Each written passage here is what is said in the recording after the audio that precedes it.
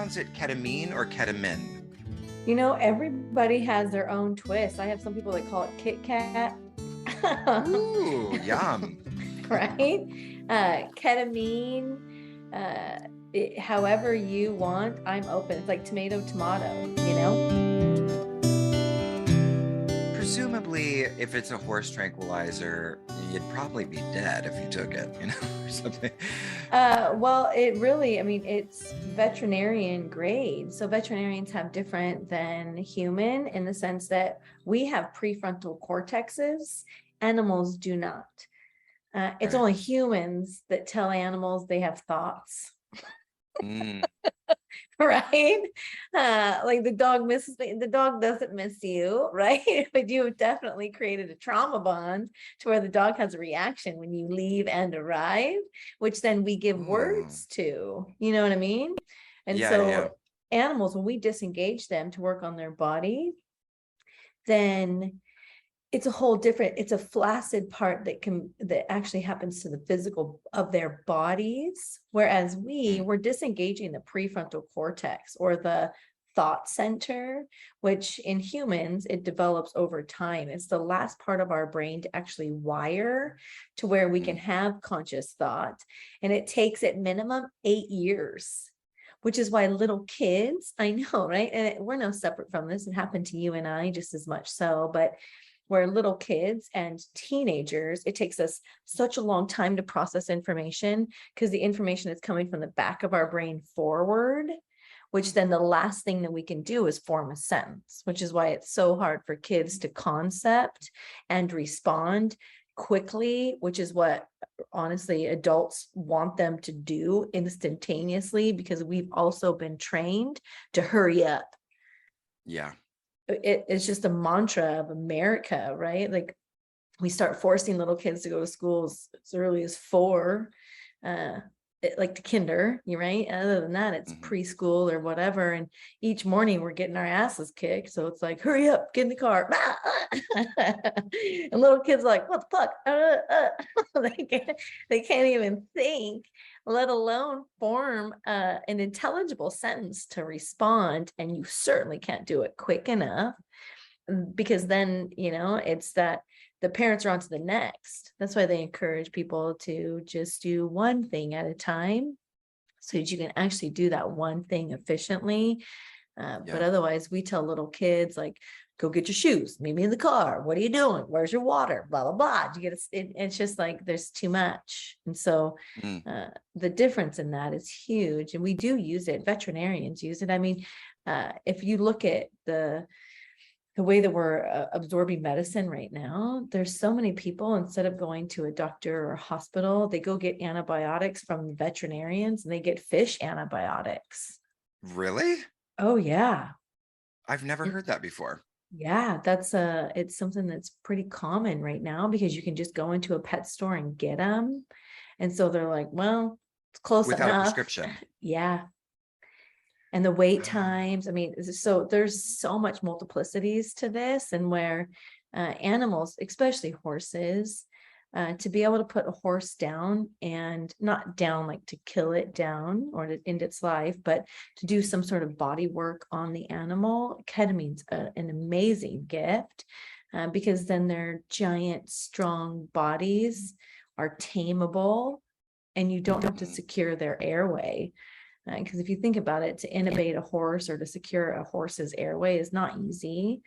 yeah. It's easier for dogs or whatever, and that's the veterinarian side, but it's a different medicine, but it's easier to get, especially out of country.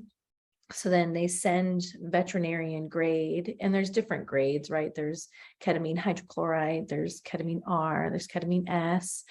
And the ketamine that comes from the veterinarian side, that's liquid, it just gets dried out and crystallized, and that's how we snort it. And Mm, so therefore, when we're snorting it, we really are doing veterinarian grade ketamine. So it is horse tranquilizer. If you were to look at it in a like a large scale, sure, that's exactly what it is. But we're human, so therefore it's happening to our human body, which is why the body will become so heavy, and why the mind's able to still travel.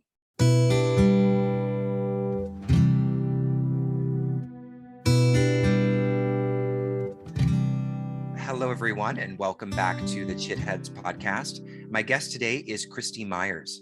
Christi is the founder and CEO of Flow Integrative, a ketamine psychotherapy practice that helps clients deal with mood disorders and substance abuse. Since its launch in late 2020, Flow Integrative has offered ketamine psychotherapy to over 100 patients and is currently a pilot clinic for the first psychedelic insurance company.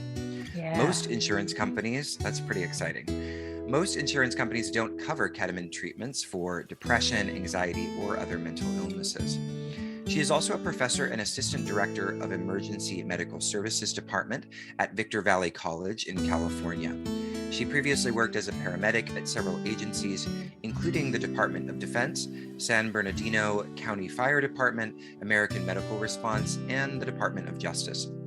Christi has an associate's degree in paramedicine and fire science, a bachelor's in public safety, and a master's in leadership. So hi, Christi. Thanks so much for joining me today. Yes, thank you, Jacob. That is one heck of an intro, so I appreciate that very much. Yeah, well, I'm really excited to talk to you about one of my favorite topics, which is, well, I guess, would we consider ketamine a psychedelic? Is it classed in that way? Totally. It's an altered state of consciousness, which is the epitome of psychedelic. So most definitely it falls into the psychedelic realm. Okay. Well, I'm excited to talk about this topic. It's something that, we've explored a little bit in some of our offerings at Embodied Philosophy. We did this one course one time called Psychedelic Integration, and it brought a lot of people into our audience. And so I know there are people listening who are going to be really kind of fascinated with the work that you're doing. And so first of all, I guess let's talk about what brought you to this work. What led you to focus on psychedelic treatment, particularly ketamine psychotherapy? Yeah, Life University, full-time enrollment in life.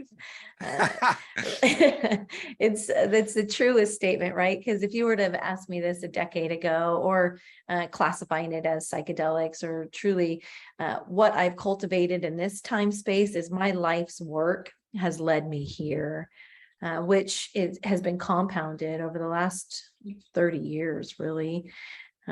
So going back, I've been a paramedic now for 17. This will be my 18th year for research, but I've been in emergency medicine since I was 18 years old.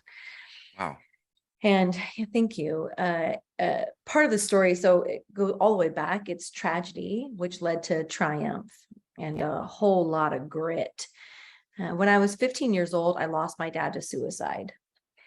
And unknowingly, that had course corrected my life to be here now, which I've been debunking that and coping with that, distracting, distorting, perverting, whatever we want to call it. But there's multiplicities to how I really, truly coped with such a loss.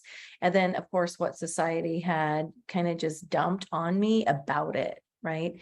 There was so many different opinions of suicide, and I was super influential in that time space. Being 15 years old, it was in 1996, and it definitely was something that was taboo and most certainly was not talked about. My family history has alcoholism in it, so therefore it led me to a lot of drinking and distorting and distracting. But it also led me to this area of professionalism concurrently, meaning I watched high functioning alcoholism in my family. And I also was really called to help myself in a way that no one helped me when I was little. Which then led me and really unknowingly course corrected and guided me into here now. I remember when I was 16 years old, my mom ran a lot of restaurants, or she ran 3 restaurants, but one big restaurant when I was younger. And she put me to work when I was 14. Child labor, right? She's like, you don't need a work permit. You just get your ass in the kitchen. Get your ass out there. Yeah. Right. So there was this big fire in Bowen Ranch, and there was like 200 firemen that came in. There was no women. They were all super dirty and smelled amazing like fire. And I was like, that's what I want to do. And so I really started down this journey of wildland firefighting. And so I was really in adrenaline, if you will. I loved things in motion, and I loved things that were challenging. And that was just my temperament. That was my behavior then, which now looking back, not then, I see that it truly was to be someone of service. But I was still in such a young mindset in my early and late teens and early 20s that it was also really adrenaline driven. I wanted to be a smoke jumper. One What is a part of smoke this, jumper? where you jump out of an airplane into the fire. So places where it's Oh not my as easily accessible to like drive in on a fire engine, you would just parachute in with all your gear and then fight fire in those moments, wherever it was, but rural areas or difficult terrain. And I Okay, had so loved, go you're ahead. a badass, basically. Thank you. Thank you. I remember telling my dad when I was younger, I was like, I want to skydive. And he would always tell me, he's like, I'll take you skydiving on your 18th birthday. Well, he passed when I was 15. So the morning of my 18th birthday, I woke up and drove my ass to the airport and went skydiving.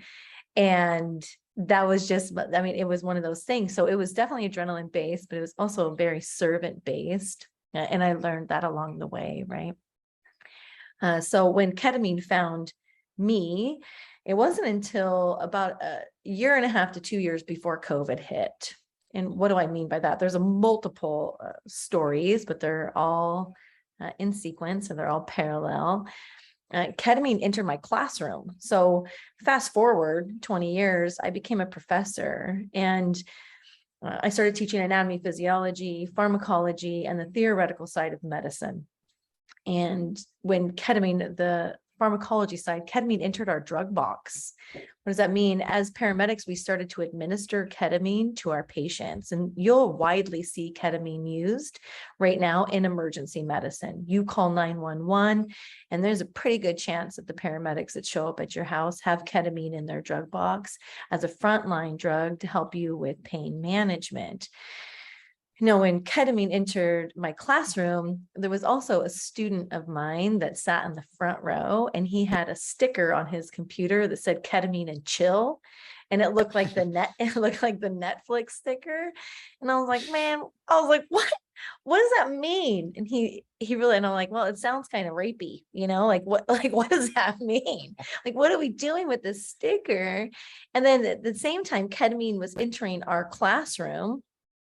And it's multifaceted, right? So I'm like, okay, I had my own ignorance, Jacob, 100%, because I knew of ketamine when I worked in the emergency room. We use it every day. It's still used every day to this day. It's being used right now, and it is used on little kids predominantly. It's safe for all, but it's extremely safe for little kids with conscious sedation. If they break their arm or they break their leg or they dislocate something, we give them ketamine because now they're separated from their body, and we can replace your bone or we can replace your shoulder, and you don't remember it because and you also don't feel it because you're disassociated.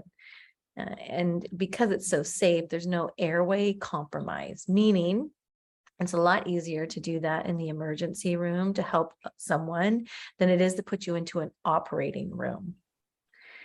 And so ketamine is widely used in the ER. And then the other side of it is what I also saw working as a ground paramedic. I worked in a lot of lower income areas to where you see people using ketamine recreationally and harmfully. So I had a spectrum of my own intelligence of the medicine. And then when I needed to embody it and talk about it enough to teach it to my class, which is anywhere from 25 to 35 paramedic students, I needed to be able to fully know what it was I was talking about, so that there was no judgment or misinformation, which is what led me to fully study it, to understand that this is exactly what we need as professionals and as humans in this time space to help with PTSD, to help with anxiety, and to truly reset our nervous systems and transcend the stagnated energy that is stuck in our physical bodies. And that's when I started creating. And I started creating when COVID shut us down. I also have 2 kids. So I have a 10-year-old and 12-year-old. When COVID hit, I was doing double headers on Sundays. We were doing baseball 3 times a week. We were doing batting cages. We were doing jujitsu. We were doing the plays and all the things that went along with single momhood and raising 2 kids that were fully immersed in all the sports all the time. And so when COVID shut us down, it really allowed me to be home. And I have a mantra, Jacob, in my house that it's, if you see a problem and you don't do anything about the problem, you in fact are the problem. And I was watching the systems collapse. I mean, I was watching the crisis happen. I was watching all of it, not only in my classroom, but in my home and throughout all of the online platforms that were being exploited, the systems falling, all the pieces, right? And it was pretty evident that I needed to create. That's my gift as a human, learning it over the last 41 years as a creator. And so I just started creating with my whole heart, everything I've ever learned up until this point, and taken the tragedies of my life and really turning them into triumph with a boatload of grit and learning grace in my 40s to be able to allow myself to tell this story with relatability and a whole lot of heart, in the sense of I've been in so many places myself and pulled myself out of some of the depths of my own hell. And how do I give back, you know? I love that. So let's talk a little bit about the obviously ketamine we're talking about, and I think it will probably be a surprise to people to hear that it's been used so widely in the context of medicine, particularly emergency situations. So let's dispel some of the rumors, I guess, or some of the misinformation about ketamine. What are some of the things that are kind of the most popular misunderstandings or misconceptions about ketamine? Why and how can we get past them, essentially, with the knowledge that we have now? Yeah, one is that it's addictive.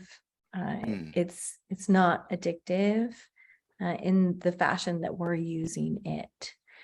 Does it have potential to be addictive? Sure, especially if we're addicted to escapism or spiritual bypassing or whatever we're using the medicine for. It's no more addicting than this cell phone.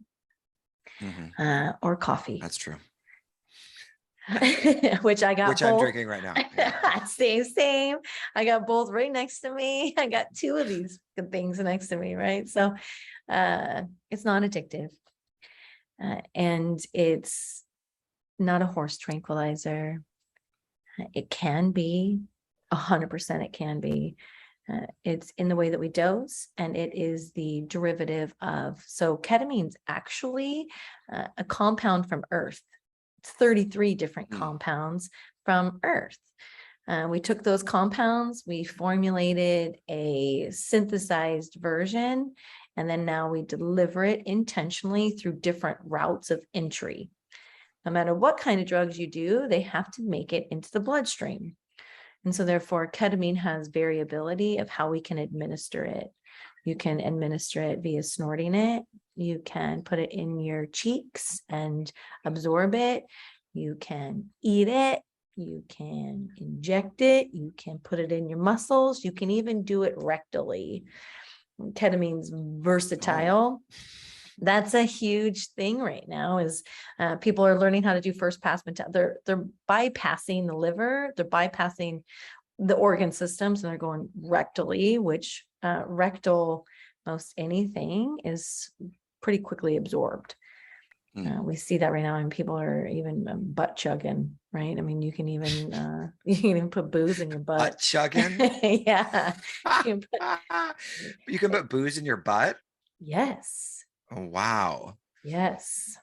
I don't know that I'm going to rush to try that, but that sounds butt chugging sounds particularly interesting. Uh, Wow. there's a funny clip that you may want to watch with John Cena in a clip where he actually they have him beer bong through his butt to get into a party. It's it's pretty good. We'll put that in the show notes, listeners. You can find a link to that there. uh, yeah, but So who it's is, all routes. Go ahead. yeah. No, I was just going to say, so who is, you mentioned something about ketamine being, not appropriate for everybody, so who, I guess, is it appropriate for? Like who, what conditions, and circumstances? I mean, we've already discussed, obviously, emergency pain type of situations, but what is it, suitable for? And, are there times when perhaps it's not appropriate for someone and, something else is needed? Absolutely. I really do have those two spectrums, right? Haven't started and haven't completed. So what does that mean? It means if I am a 60-year-old woman and I have never addressed my compartmentalization, my distractions, my distortions, or any of my trauma, and I decide now in this time space and I'm going to try it, it definitely can be more journeysome, meaning now we really have to look at how long have I been dehydrated? How long have I had these chronic compounded symptoms, which then present as autoimmunity, chronic fatigue syndrome, fibromyalgia, autoimmune, Lyme disease? There's multiplicities of compounded trauma in our physical body. And so when you start excavating trauma, and I will never say this as a discourager because I am all in and I'm all about helping everyone in their time space. The medicine meets you where you're at. But I will tell you that some people have a harder time in the sense of how dense is your trauma? Yeah. And how much are you willing to be uncomfortable in the process? Yeah. Because once you start digging up some root trauma, there's some work that needs to get done, right? We really have to reevaluate how much we have prioritized avoiding ourselves. And we justify it all day long, right? Like, oh, I'm so busy, or our kids, or we put all of these other people's needs in front of our own. And I will never say that that's right or wrong. It just is. But at some point, those kids are going to grow up. And at some point, we're going to be sitting there like, holy shit, where am I at now?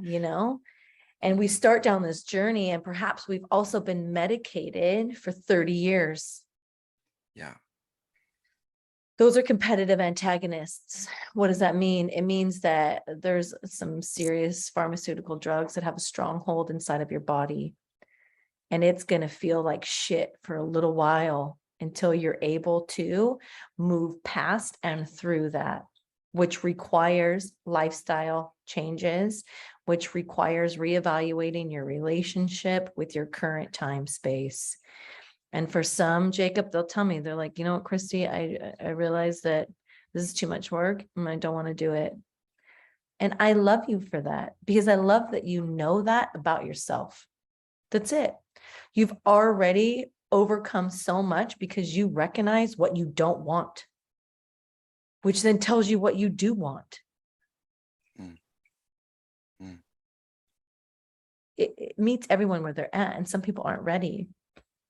Yeah. And some people are, and that's okay. So that's really fascinating. So then, the discomfort that you're talking about, I mean, I imagine it manifests differently for everyone, depending on kind of, who they are and what they've experienced. But what are some of the examples of kind of the challenges and sort of obstacles that I feel like you're kind of speaking to? What types of things come up for people? Is it is it kind of a stronger presence of that anxiety, or rather a realization of it, because they've been avoiding looking at it for so long? Yeah. What exactly is it? God, that's exactly right. So ketamine expands you, meaning it gives you room to recognize when you've been triggered. You can't see the forest when you're smashed against the tree. So what does that mean? It means that for a majority of our lives, we're reactive to the environment, meaning it's always this guy, right? whether it's in traffic, whether it's our kids, whether it's our husbands, whether it's our wives, our lovers, whoever it is, we give our power away. We allow other people to influence our behaviors, our moods, and we continuously are complaining about it. Mm-hmm. And so at some point, we recognize, and this is uncomfortable as hell, and I speak from my own knowingness of this, there's a point where we recognize that the only common denominator in all of our life is ourselves. And once we realize that we are the problem, but we're also the solution. And so once you're ready to recognize that it's our own self that needs to soften, it's our own self that needs to become aware, then we start pulling our power back. Meaning now I can practice the pause. Now I have enough room to breathe before I react. And then I can ask myself questions like, why are the people that I love the most pissing me off? What is it inside of me that's being pissed? And then I have enough bandwidth to either remove myself from the environment so that I don't hurt the people that I love. And I can soothe my nervous system. Because that's another big piece to this, right? Is that everybody describes their nervous system disruption with symptoms. Meaning if I go to a doctor and I say, hey, I always check my doors to see if they're locked, and I'm worried that I'm not lovable or whatever that is, they literally diagnose us with what they think those symptoms are grouped as. I go, you have X, Y, and Z, so here's a pill for that. Rather than us being able to feel safe enough to tell our story and to know that we're struggling with trust, or that we're struggling because we've been hurt, or that we've been lied to, or we've been manipulated, and it's from the people that we loved and trusted the most, which is the people that we grew up with. That right there is the problem with, and it's not a problem, I can't so clear that it's our ability to articulate our trauma and our story and to feel safe enough to do it without judgment. And because we realize that we're not separate, right? We all have a story, and that story resulted in behaviors and or avoidances or cryptic ways of talking so that we didn't get in trouble. And that just translates over into adulthood. Yeah. And so how long have you been separated from yourself? How well do you know your nervous system? We have startle responses that are so bad, and those are from being hurt when we're really little. It's fucked up. And so how do we help people learn how to self-regulate and self-soothe? Mm-hmm. One of the things that fascinates me the most, I was an early 80s baby, right? That was when the campaign was letting kids cry because it made their lungs stronger. The fuck? It's not true, right? It's like saying let's bleed to make our veins stronger or our heart pump quicker. It's untrue, right? So and our parents did the best that they fucking could. I will never discredit that, right? But what did we learn from that? We learned that we had to lay in a fucking crib and cry until we either fell asleep or somebody became so fucking annoyed by our crying that they came and got us. And started screaming. Yes. Yes.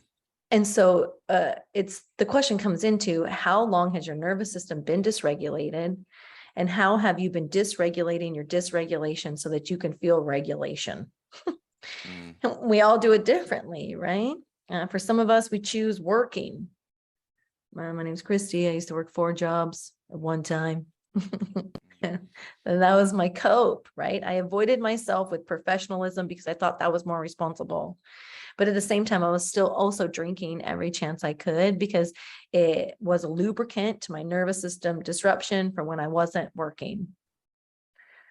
And I smoked for the other side of that cope because smoking and drinking was totally fine in my professional world, whereas cannabis was not. And so I learned how to dysregulate my dysregulation with dysregulation. And you compound that, right? And so therefore that's the variable. And that is truly what is the most uncomfortable, because we want to be able to put people into categories. Untrue.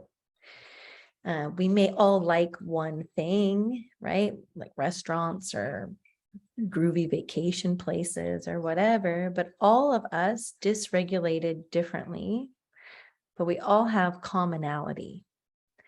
And so how can I love you? Because I recognize that I am the same as you and that we're in this together. Your frequency, Jacob, is just as important as my frequency to my kids, because we all feel each other. Yeah. And so how do I love you for who you are? And how do I let you feel safe enough with me that you can surrender and we can do it together? And that's the first hurdle, right? That's the first hurdle. And it's courage to look in the mirror and be like, holy shit, I'm the problem and I'm the answer. So how can I help? How can I help myself? But we're also so busy helping everyone else. So how can someone who's listening, if they're, because it's everything you're saying is it's so compelling, but maybe someone isn't quite sure if it's right for them, or, maybe some other approach would be more fruitful or whatever, how does one kind of know whether or not ketamine therapy might be a good approach for them or something for them to look into? It's to have courage to try it. It's courage, right? Like I sit with this often, Jacob. I went and sat with ayahuasca last August. I traveled by myself. It was I'm still integrating what that showed me. And I will share that too, if you have space for that. I traveled by myself to Costa Rica. I found someone to help me with the kids for 10 days. I cleared my schedule. I flew to Costa Rica and I spent 10 days in the jungle by myself with the Shabiba people and sat with ayahuasca. I had 4 ceremonies. The first ceremony was the first dose. You allow them to really be the guides. It's open-ended in the sense that you also can help serve yourself if you feel called to have more. But of course, it's courage just to take that first drink because you don't know. I remember sitting with it the second night and I had this talk with self, right? I was like, bitch, you used to throw down $20 at dollar drink night and not fucking bat an eye. And now you're worried about drinking a little bit more ayahuasca. What are you scared of? Right. And it wasn't me calling myself out, but it was me looking at it through a lens of why was I okay with drinking 10 shots? Why was I okay with buying a 30 pack of beer? Why was I okay with drinking whatever it was? I was fine with that. But I'm not fine with this. And so that really made me reevaluate some relationships, right? Of what I had normalized or what I had created fears around or stigmas, whatever, debunking myself, constantly debunking myself. And so what I find with ketamine is that the first time you sit with it, you still have apprehensions, right? First of all, you're surrendering to me or my team, which we work really hard in the beginning. And I can't so clear that we don't work hard. We show up for you 3 to 4 times before you sit with me. I don't want you to walk in not knowing me and all of a sudden you're just going to disassociate and hope that I have your greatest interest in mind. That's scary as hell. And so we spend time with you before you sit with the medicine, but there's still apprehension. And so after your first time sitting with the medicine, you're like, okay, I'm back in my body. And that wasn't as bad as I thought. But now the second time you surrender deeper, which means you explore yourself more. Mm-hmm. And so when people call it, I tell them, just come sit once with the medicine and then decide. There's a lot of literature that says there's a series of 6 or a multiple sessions with the medicine to achieve the greatest efficacy. It's true. However, I do not want to tell anyone that they have to sit with the medicine 6 times or they can't sit with the medicine. Right. Come sit with the medicine, decide for yourself, and let's have a conversation. But if I would encourage you to do it twice, because the first time you do have some nervous energy because you're settling in, right? We put a mindfold on you. It's an introspective journey. It's a 2-hour journey. And now you're learning what you need. You're getting so much insight into yourself. People ask me often, they're like, well, what should I do after? And I'm like, listen, that's a variable. You may want to go to the ocean and give everything that no longer serves you to something that is so much more powerful than you, which is the ocean. You may want to go have some delicious potatoes and take a 5-hour nap, which is also super dope, right? Or you, or you may want to call everyone you've ever been an asshole to and just tell them you're fucking sorry. It's a variable because the medicine meets you where you're at. And so I'm not taking away your free will. I don't know your story that deep. I know what you told me. And so I can encourage you, but you got to take the steps. And so then that's where it comes in, because now you're actively changing, but the change in this setting is evolution. It's growth. So as you're growing, you're rewriting your story. You are not obligated to be who you were even 5 minutes ago. So what do you want to go do? And that's where it's, for some of us, we're learning what we want for the first time ever in our lives. That's powerful. That's so powerful. So then what is a ketamine therapy session like? I mean, you kind of started to describe it where it sounds like you have something over your eyes, you're lying down and you're with essentially a ketamine therapist, and they're talking to you, or you're just talking to them and they're helping you work through. What is it like? We have definitely a really different approach. We establish rapport. So you have an initial intake call with me or with Lauren, who is the yin to my yang, right? She speaks fluent Christi and she's embodying this medicine with me. This is my life's work, and my soul's purpose is to create this arena. And she trusts me enough to professionally come work for me. I'm basically building a bike while I'm riding it. That's huge. And so we spend time getting to know each other. And then I pass you over to Ashley, who is our psychotherapist. She's our psychedelic psychotherapist. And she does a really beautiful job of just connecting with you to know your story. And then you go meet one of our doctors. And as you meet one of our doctors, we look at your history, we look at your medications, we look at all of your story. And so now I have a trifecta of knowing you. And so I can take into consideration all these things of how we show up with the medicine, meaning the dose, meaning the multiplicities that go along with the medicine, more fluids, the hydration. It's independent, meaning we take into consideration each person individually, not one size fits all. And so now when you come in for your first session, we ask you to clear, it's a 2-hour appointment. And as you come in, we really allow you to settle in. It's more of a concierge or a spa-like environment, in the sense that you take your shoes off, you get cozy, you snuggle up with your favorite blanket or your pillow or whatever you need. One of our nurses starts an IV on you. And then now we're allowing you to settle into the environment and to really connect with yourself in this time space. The facilitators or the therapists that stay with you are serving multiple purposes in this. One is that they will write down all of the insights or things that come to you so that you can have remembrance, so that you don't have that internal pressure like, oh, I need to remember this. That doesn't always work out, right? And so you have someone who's scribing. You also have someone who's holding the light.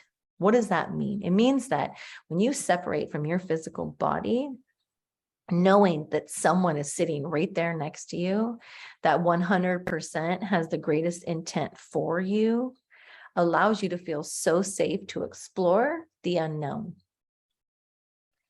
They'll also show up for you in the ways that you need, whether that's grounding and holding your hand, whether that's the blanket, whatever it is that you need in those moments, you're able to truly ask for it. And someone shows up dedicated to you, for you in that moment.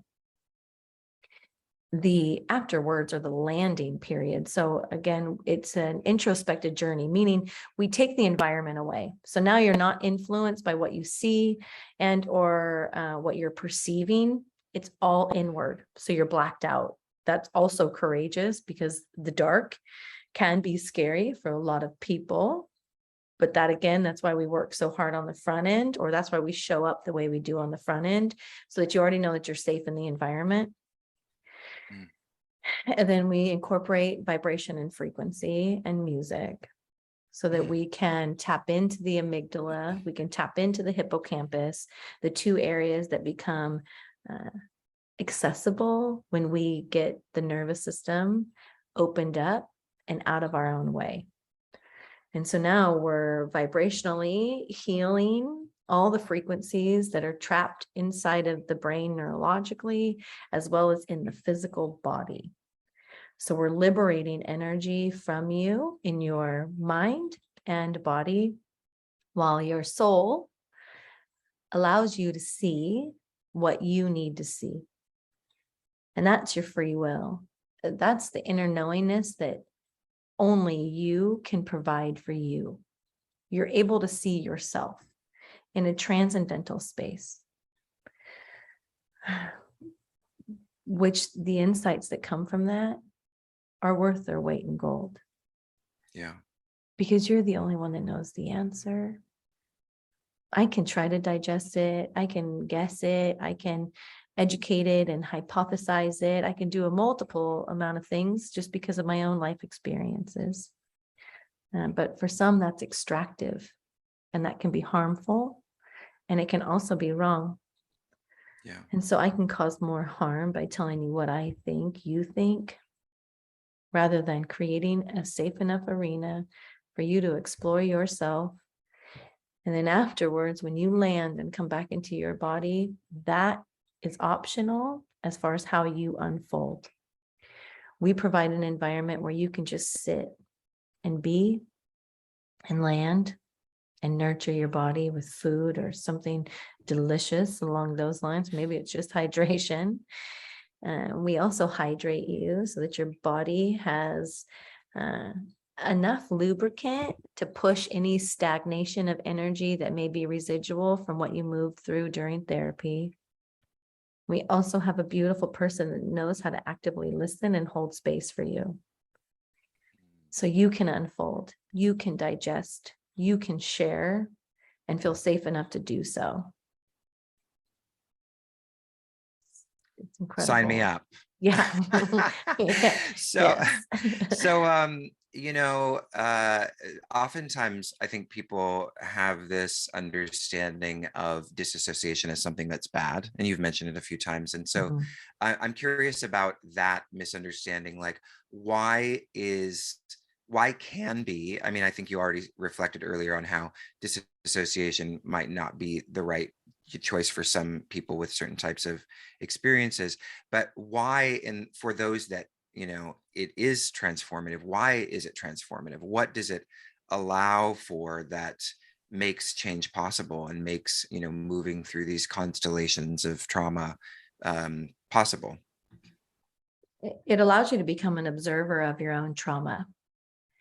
So therefore you change your relationship with it. When you're observing your trauma through the lens of the trauma, it's trauma. Mm-hmm.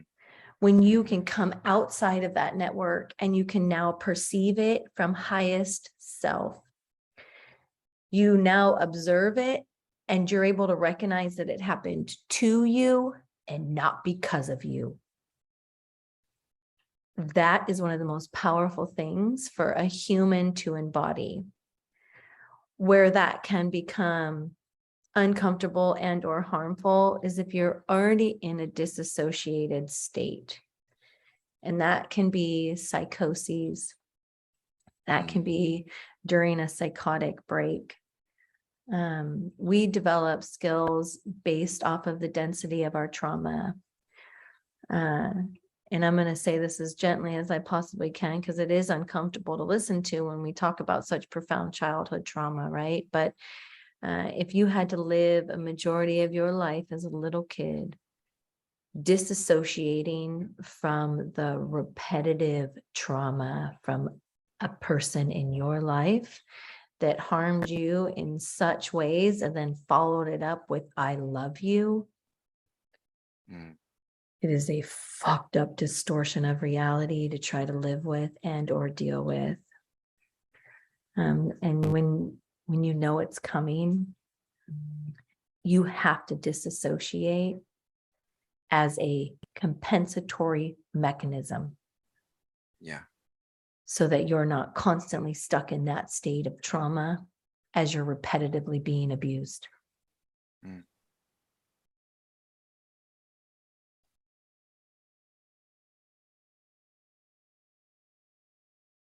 Wow. Yeah. So how is ketamine therapy then different from, I mean, clearly you're not taking ketamine in psychotherapy, at least in most instances, but are there kind of some fundamentals of the approach that, distinguish it? Because I've also heard of ketamine assisted psychotherapy. So there's, sort of the psychotherapy word, but you see this kind of difference between ketamine therapy and psychotherapy. So what is the difference from your perspective?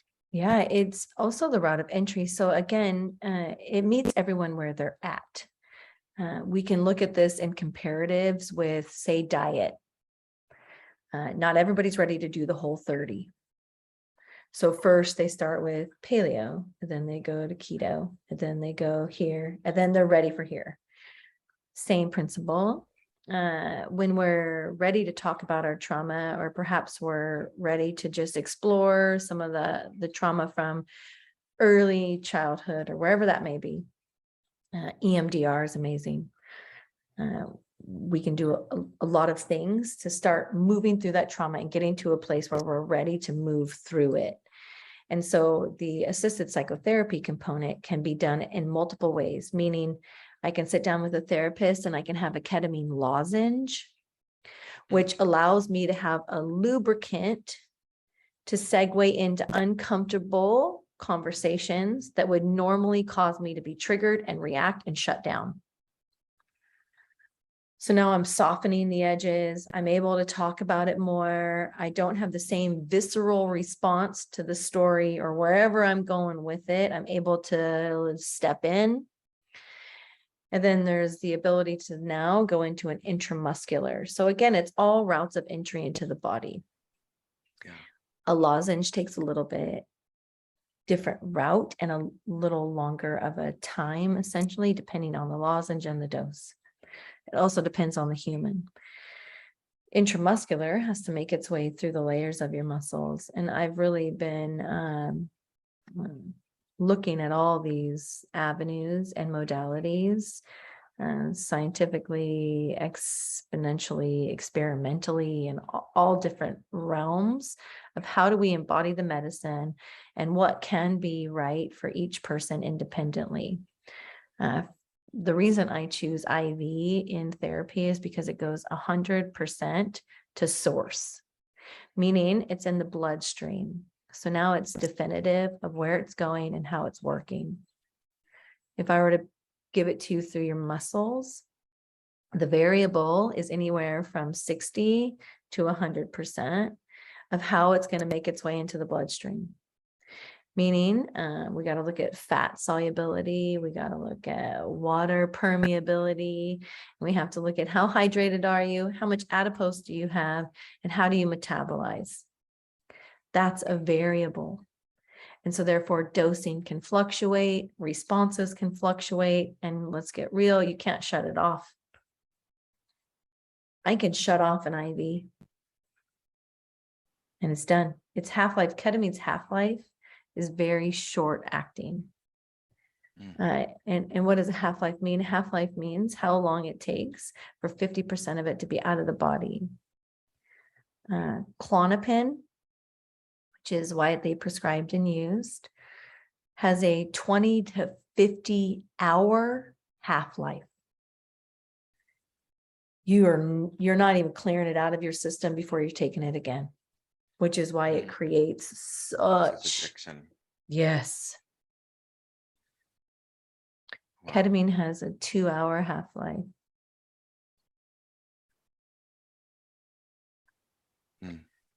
And so therefore the medicine moves through you and the insights are forever. And the embodiment at flow is that I believe you're the answer. And the only way to get there is through, meaning you got to sit with yourself and you got to see yourself in order to know what you need. And then we help you by holding space and guiding you and integrating you with your nervous system as you're recalibrating yourself. It's open access to us at all times so that you have the educational side, you have the scientific side. We work with your current therapist. We also don't want you to reestablish a brand new relationship if you're not ready for that. We talk to your therapist, we talk to your psychiatrist. We make sure that they know that how we're showing up, and so that we can create a care plan in togetherness. Truly what the goal is mutualism. I don't want to do this alone. I want to be hand in hand and stand right next to all the providers who are ready to do this as well too. We're more effective together because we are all one, right? And the rules are mutual love and respect.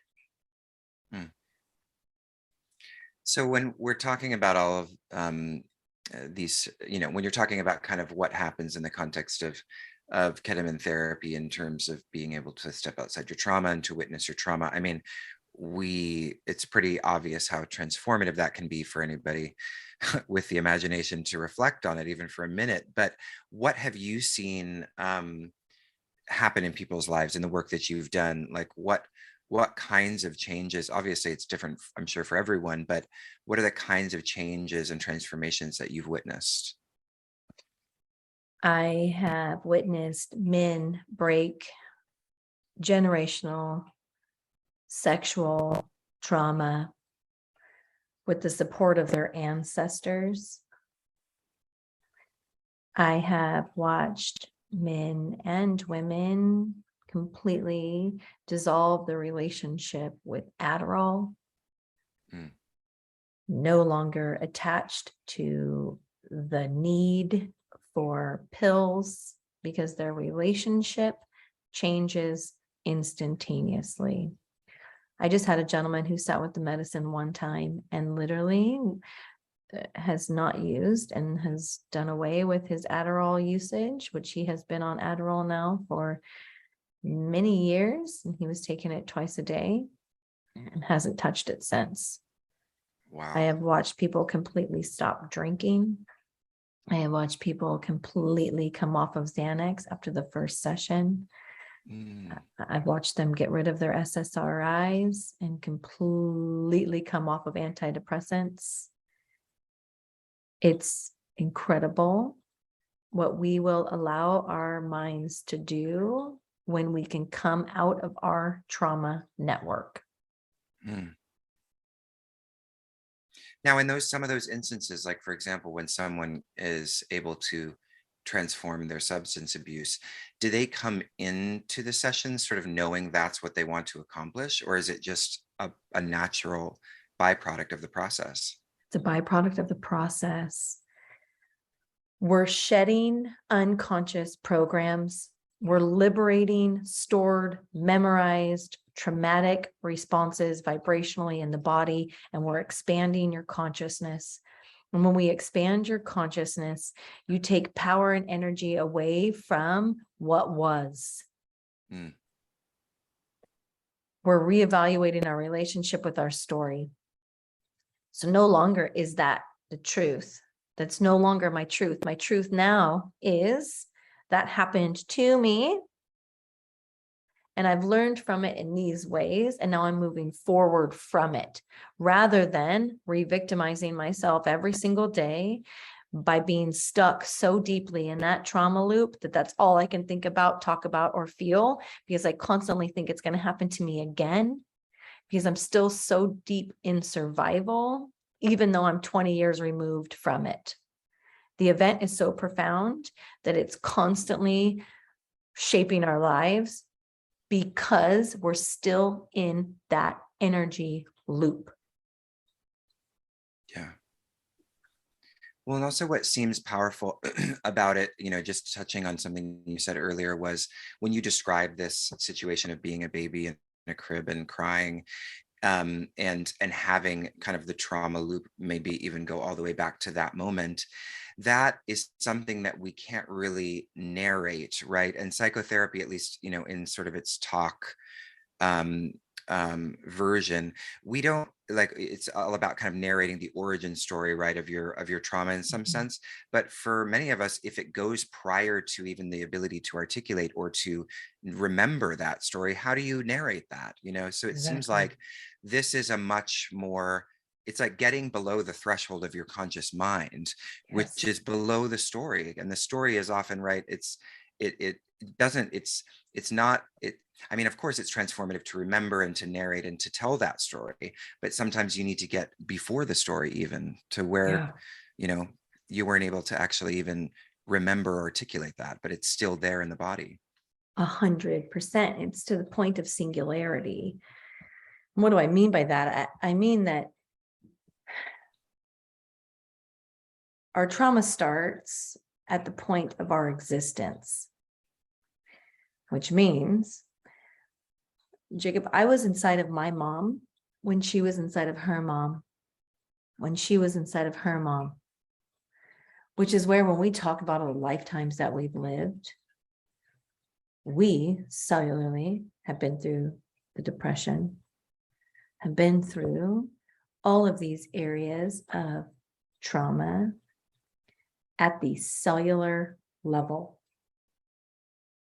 Women are born with all of their eggs completely intact inside of their body. Wow. 200,000 eggs. My daughter was inside of me. My son was inside of me when I was inside of my mom's belly. When she was inside of her mom's belly. When she was inside of her mom's belly. And we can track that now back 13 generations. Mm. For some of us, we are clearing hundreds of years of trauma. Wow. Cells have memory. Water has memory. Turns out we're made of both. And so therefore, what we're clearing is cellular. And it's far before the story that we even know, which is where some clients are impacted so deeply by their ancestors and their lineage of what they're healing in totality, because they're also the ones that are breaking generational trauma. Mm. I know for a fact that I am. And it's lonely at times, and it is the hardest fucking thing I've ever done in my whole life. But I also know every single day when I get up that I'm doing it for my kids, and I'm doing it for me. And every time I heal me, I also heal my mom, regardless of her lens in this whole story. Yeah. And to know that my daughter has a greater chance to not be harmed as a woman in relationship or whatever vibrational matches that don't serve, right? That are unconscious programs that are playing from the trauma that the women in my family have endured, and the men. I can't even imagine how tortured my dad was for the answer for him to take his own life. That has nothing to do with selfishness. That has everything to do with sadness. Yeah. And for him not to feel safe enough to talk about his sadness just shows the depth of that trauma. Yeah. Mm. Wow.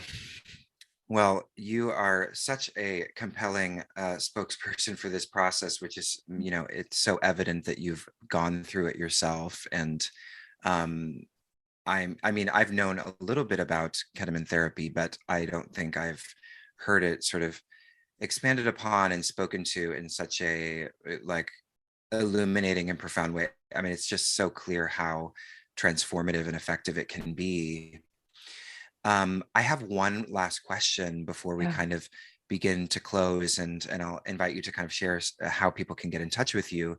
But I guess, another thing that you sometimes hear alongside, or at least associated in this with this in the movement of other kind of psychedelic assisted therapies, is cannabis and psilocybin. Yeah. And so I'm just curious about the difference in terms of what ketamine facilitates that perhaps is different from these other two, like just as a way of differentiating kind of Yeah. the experience and the effectiveness. Yes. I love talking about drugs in totality, because we are the drugs, right? Yeah.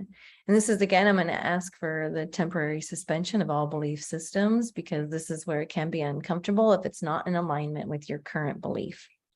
Yeah. At 49 days in utero, meaning when we then are transitioning from a cluster of organized cells into a sentient being, there is a moment where dimethyltryptamine and or DMT enters our pineal gland in a spontaneous eruption of consciousness. Mm. Every single one Fun. of us. It's amazing.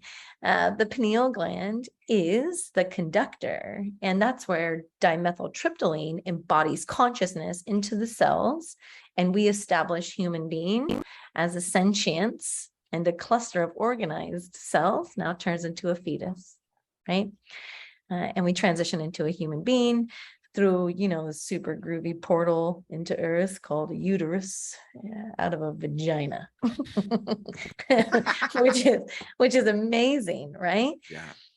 And so DMT, so why does all this matter, right? Well, DMT is a component of our human being. We are made of it.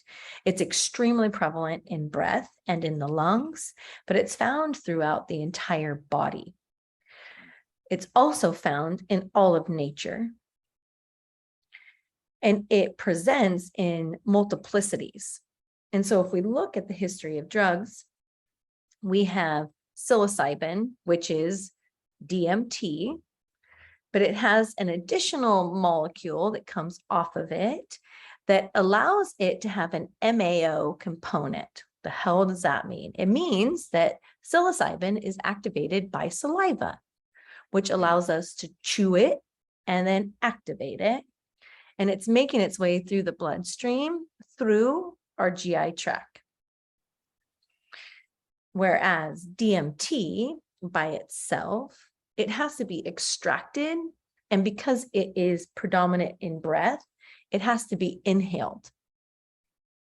So dimethyltryptamine by itself is something that we bring into breath and we inhale. Psilocybin is DMT with an additional piece that gets an activation through saliva or mucosal membranes. Whereas ayahuasca is DMT, but it's also comprised with a root that allows us to drink it, which then allows the medicine to churn up all of the dense trauma in the gut. Mm. It's an internal purge or an internal stir of emotional and dense trauma, which then also has a psychoactive component to where now we're walking through our own mind. So it's multifaceted. Whereas then LSD has an expansive, it's ergot, right? It's found on wheat. It's also from earth. And so LSD has massive engorgement of neural circuitry. It allows you to see pixelated reality. This is 3D reality. It's tangible. It's comprised of us putting together things and densifying them into matter to where we can actually hold them. Well, when we have these hallucinatories or hallucinogenic psychedelics, it allows us to see all of the realities through pixelated form, which then allows you to see things like color and sound in ways that we've never experienced them before. Cannabis, one of the greatest gifts from earth, is designed for our physical body. Meaning, if you were to look up right now, endocannabinoid, you would see an entire system in the body designed for cannabis, designed for CBD. What does that mean? It means that when we consume cannabis, we are allowing ourselves to become aware of what we need. Now, this comes right back down into survival and how ketamine's gift works separately with the limbic system and us becoming aware of our nervous system. So the nervous system, we have two branches of it predominantly that we'll talk about, right? One is fight or flight. The other one is rest and restore. You'll also hear it as feed and breed, right? If we've been trained to always be in a hurry, always be in worry, speed and aggression, that means our survival part of our nervous system, the sympathetic nervous system, is extremely engorged and heightened and in full hyper vigilance and diligence, which means we're telling all of our vital organs, we're telling ourselves as a human being that we're in survival. So now the organs are responding. Everything is coursing physiologically in a state of, I'm running for my life and I'm surviving. And we can do that by thought alone. I can be sitting here thinking about something traumatic and create that same physiological response, which is how we train these networks in our mind to be so powerful, which is why time right now can be so scary. But what does that also signal the body to do? It signals the body to not go into R&R. So now our circadian rhythm is off, which means we're not sleeping. Now our hormones are off because our adrenal glands are kicking 100 miles an hour because it thinks we're running for our lives. And now there's these engorgements and these pressures on the internal organ systems that are like, holy shit, we are running for our lives, but we're sitting still. It's like pushing on the gas and slamming on the brake at the same time. When we participate with cannabis, cannabis allows the nervous system to show us what we need. You want to know why you get cotton mouth? It's because you need some damn water.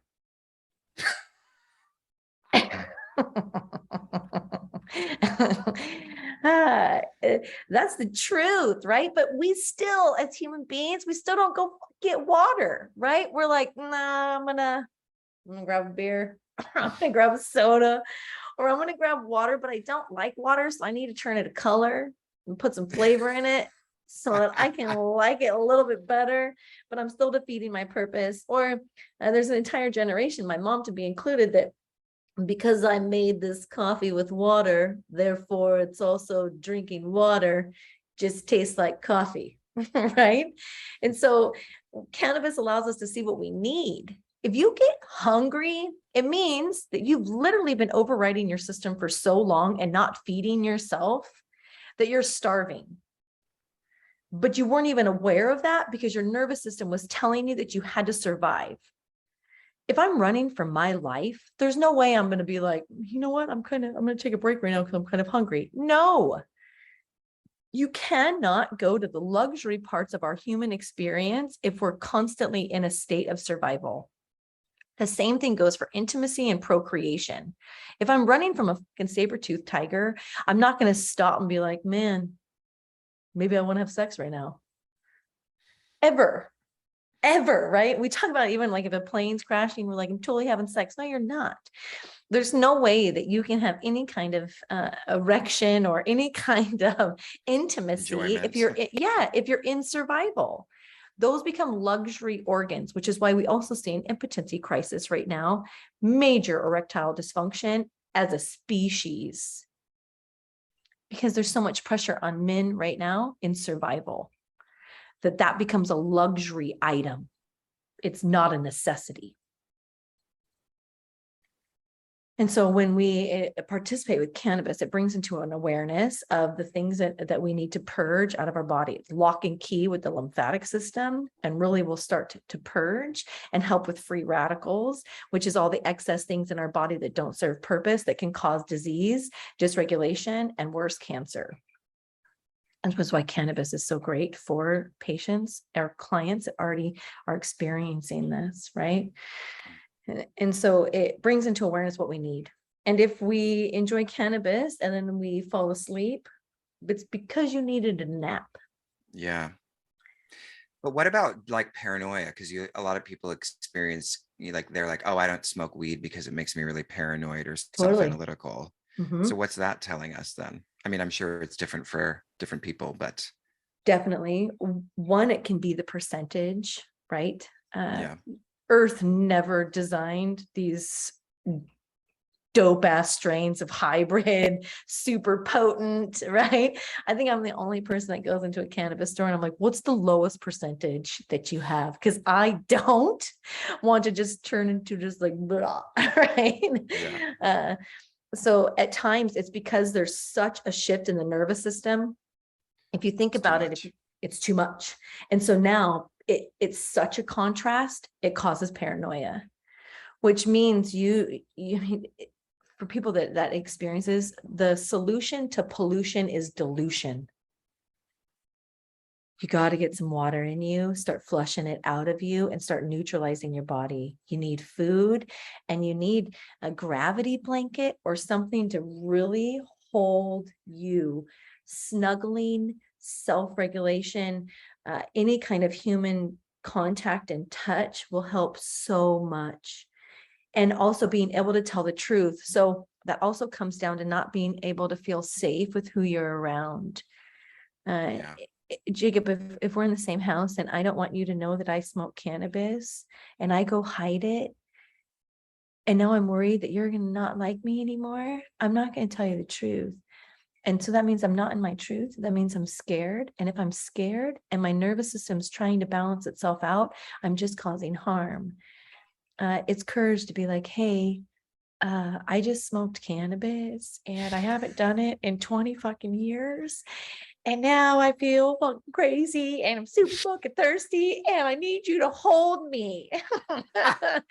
Or there's times I'm like, can you play with my hair and just tell me that I'm smart and pretty? Cause I'm really fucking like, cause my 8-year-old self right now is on fucking jungle gym, man. And people are being fucking mean. And I just need someone to hold me and nurture me. Can you bring me some fucking potatoes? Right. And I need some water. I need water with a straw too, because sometimes it'll fuck you up so bad you can't even lift your head up off the couch, right? Especially if you're fucking with edibles. Yeah. Edibles, I mean, now we're changing the chemical composition. Now we're allowing the liver to metabolize it. And if you haven't been too nice to your liver's like, bro, enough is enough, right? Like it's already trying to process out of the Coors Light. And so now here comes the cannabis and the body's just like, I don't know what to do. And so then it has stagnation and there's a compounding effect because we've also been trained that it has to be instantaneous. I need to feel something now. Where an edible is going to take a while. And so therefore 45 minutes, you're like, I don't feel nothing. You only do this once. Sometimes you do this twice, right? You don't fuck around with edibles, man. You take one bite Oh, And you're messing like, around. I don't feel nothing. And you take another bite, and next thing you know, you're like, gravity Plastered to itself. the floor. Yeah, the gravity itself is destroying you. You can't come off the ground. You're like, it's awful. And what if you have kids? And now you're even more worried because now you're gonna, you think your kids are gonna judge you or not love you as much, or that's where the encouragement to even talk to your kids, right? Like as adults, we'll drink booze in front of our kids, but we're scared to tell them that we may smoke cannabis or that we're getting help for our mental health with ketamine or whatever it is. It's like, no, let's talk to the kids, right? Just because I'm an adult doesn't mean we know what the fuck we're doing. There's a lot of pressure on parents right now because parents are compounding in their own mental health, but we're also still the hierarchy. We're also still the provider. We're the guardian. We're all these things, right? I have conversations with my kids all the time about mental health and reestablishing our boundaries. And what does that look like? Like, hey, I need a minute. My name is Christi, and I was Christi for 30 years before I became mom. And so Christi needs to do this, and then mom can show up for you. Separation of the roles. Yeah. It's we're reparenting ourselves, we're relearning ourselves. And at the end of the day, the answer is love. We need 10 hugs a day to survive. I need like 30. Same. Same. Ah. That's why we're hiring people to snuggle right now. There's a whole profession out there that's built off. You can rent a snuggler, man. Oh my God, that is incredible. Mm-hmm. What an important service. I'm so serious. You're like, you got to wear pants. Gotta wear pads. Keep it PG. Yeah. Well, Christi, this has been so fun and interesting. And I mean, I feel like I need to sign up for a ketamine therapy session or 12, having listened to this conversation. And I know that people are going to be really fascinated by this and reach out. So why don't you give the listeners some information about how they can find you and how they can perhaps connect with you to go through this process or to explore the possibility of it? Absolutely. And I appreciate that. And I would be honored to hold space for you and with you, for sure, Jacob. You let me know, and I will clear some time for sure to connect.